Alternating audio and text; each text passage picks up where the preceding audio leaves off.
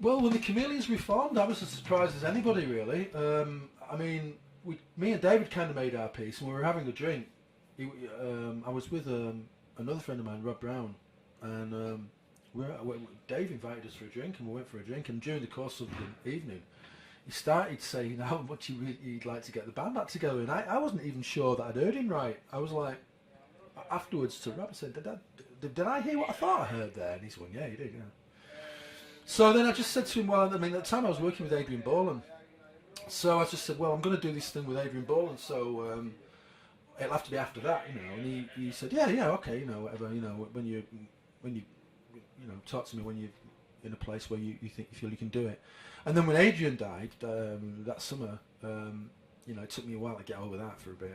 Didn't really want to do anything for a while, but then come the end of the year, we were looking at a new year, and which would be the year 2000, and I just went back to Manchester and we met him again, and I just said, well, if we're going to do it, now's the time. So I went and spoke to Reg, because Dave wasn't sure but Reg would do it, you know, so I had to go and speak to Reg, and it was great. It was like I hadn't seen him for about 10 years or something, and it was like I'd been away for about a few weeks, you know. I hadn't seen him for like a few weeks, and then when we came together and we played that first time, it was kind of like we'd all just had a few couple months off. It was really bizarre. You wouldn't think that.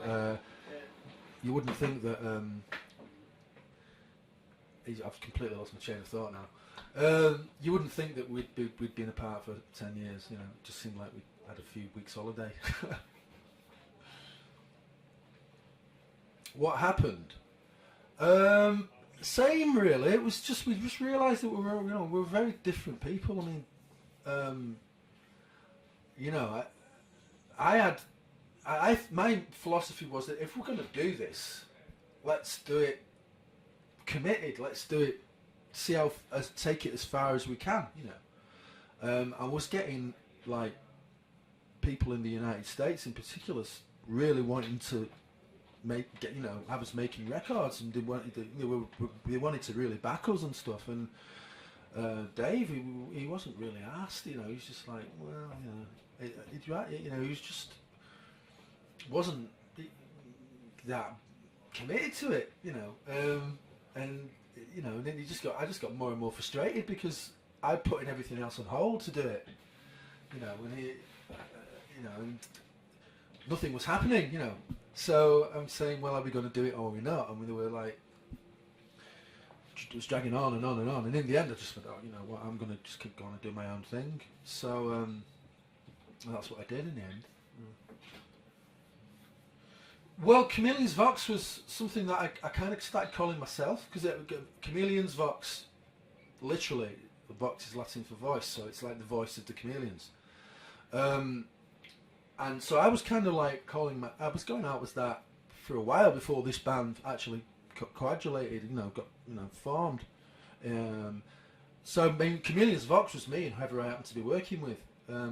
That's basically, I am Chameleons Vox. I'm the voice of the Chameleons. So I was just it was me and whoever I played with. Who or what inspires me to continue? It's a tough struggle actually to find the inspiration to continue, because I'm met with such apathy a lot of the time, and I don't feel I get the respect that other contemporaries that I'm kind of like compared with get, especially in my own country. So it always becomes a struggle to get a record made or get a tour together, and I think what inspires me really is the people that are into the music, the people that are into the records, the feedback that I get from them, some of the mail that I get, and some of the conversations that I have are really quite humbling when they tell you the impact that the music's had on their lives. And I think that probably keeps me keen. But it is a struggle, I have to admit. Sometimes I just think, what am I bothering for? What are or have been your major musical influences over your musical career? Well, I've been listening to records since I was the age of 4. I was singing before I was talking. They were quite worried about me at the time. They said, "Well, you should be talking by now," and I wasn't talking. And then a young girl who worked at the kindergarten where I was, the nursery. It was 1963, and she was a Beatles fan. So she brought Beatles records, and I started to learn to sing Beatles records. I loved it immediately. I loved the Beatles right away. 3 years old, you know what I mean? No idea, just pure charisma. And I just fell in love with the Beatles music and learned to sing. And from learning to sing, learned to talk. So I was actually singing before I could speak. From there, I was in the Beatles through the 60s, and I got into. I started listening to Radio Luxembourg really late at night when my parents were out. I had this little transistor radio, and I used to get under my blankets and I'd listen to, and I had this radio to my ear, and that's the first time I heard the Doors on Radio Luxembourg. I heard I heard the Doors. They played the Doors a lot, and I'd be about 8 or 9 years old, and I think that 9 years old, and then I really got into the Doors, and then glam happened. It became David Bowie and T-Rex mainly. Roxy music I liked a lot. I remember I was really into that. I was really into T-Rex in particular. My first band that I ever saw, my first concert was about the age of 13 or 12. I think it was 12 actually. That was T-Rex. I was well into that right up until 76 when punk happened, and I got into the Sex Pistols, very very much so, and the Damned, the Adverts, the Slits, the Buzzcocks, all of them. Just like a whole, explosion of energy and music from the punk. And that's really had a massive influence. And that was kind of like when I first thought, you know what, I could be in a group. Maybe that's what I should be doing, because I didn't really know what I was going to do. I was going to do drama, I think. But then I thought, maybe I could play in a band. So that's the first time I had those ideas. Since then, really, who really influenced me since punk? I mean, we tended to kind of, because then I was in a band and I was writing music, and we tended to kind of influence each other. We weren't really that. We got compared to a lot of people, but we weren't really. I wouldn't say we were influenced by them. I mean, I loved what was coming out of Liverpool at that time. I remember that. I mean, we used to go to Liverpool and watch the Tid Up Explodes, and we used to go to Eric's and stuff. So the Liverpool thing was but I wouldn't say we was influenced creatively by it. It was exciting. It was exciting to us. It was interesting. So I came the Bunnymen before they had a drummer at the factory when they were using the drum machine, and I just it was fascinating. I was fascinated by it, and I liked the Bunnymen. But and of course, I was a big fan of the Fall as well. I think the Fall. Again, I wouldn't, not directly in the terms of my own music, but it's certainly in terms of attitude. I love the Fall. What do you think of today's music scene? Well, I didn't think a lot of today's music scene because I didn't know there was a scene. It didn't seem like there was a scene. It seemed like, a lot of the attitudes that I related to had all kind of frittered away, pitted out.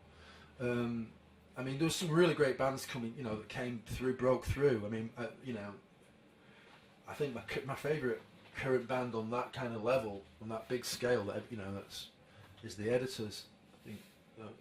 I think the writing in that band is incredible, and I admire the way that they're not afraid to just completely do something against what's kind of made them.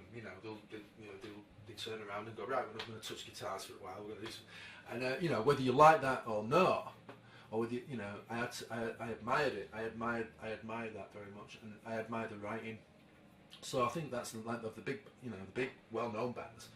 But then I went to San Francisco and I started hearing all these bands that are in the underground there.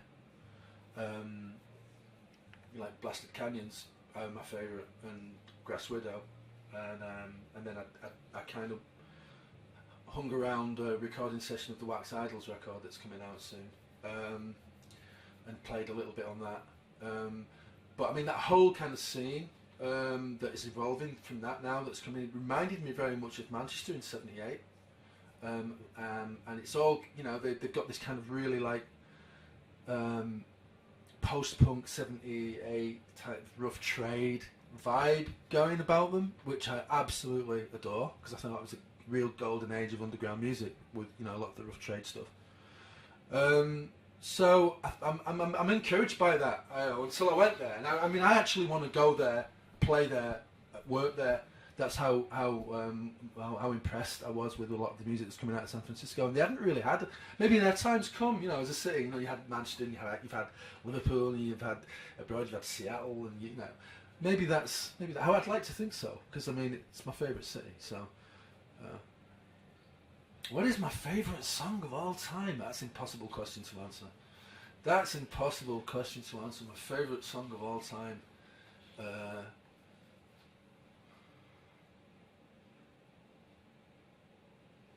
I could not. You can't answer a question. There is no one single favourite song of all time. I don't think. It's just there've been so many great songs and great records. And again, it's all about your mood. Depends what mood you're in. I think I could say different periods I've had. That's my favourite song of all time, but then it changes. When you get older. And then like I Am the Walrus is one of the greatest records I've ever heard. And Strawberry Fields is as well. So is Anarchy in the UK in its way. Pretty Vacant and all those, all the punk anthems. I can't answer that question. It's impossible. What songs are you going to be playing tonight at the Sala Apolo? I'm not going to. Well, I don't suppose there's any harm in telling you because the concert will be over by the time you're in. We do. I don't know.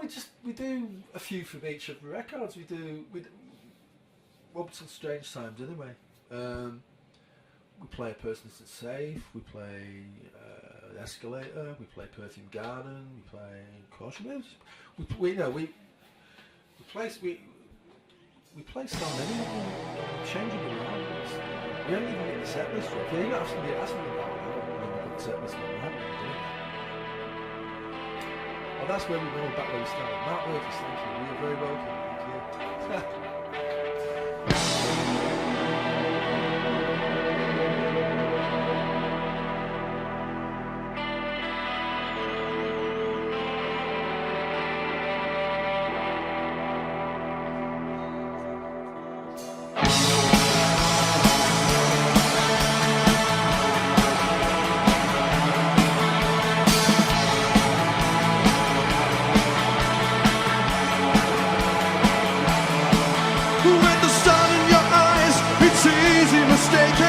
Truth from the lies when it's love that you're making. Don't pretend it isn't so.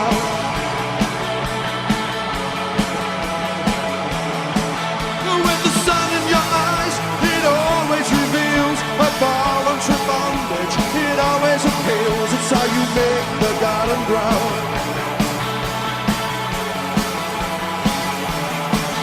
And what you're feeling, no one knows. Some random lover snoring while he sleeps. But once the morning dawns, out the back door, silently you creep.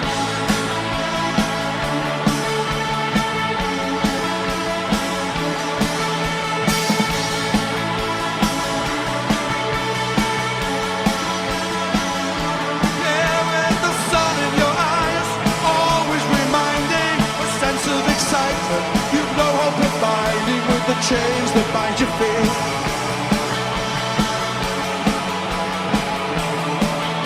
Belonging or longing to new empty hours in a stranger's bed will blow away all the fear that's in your head.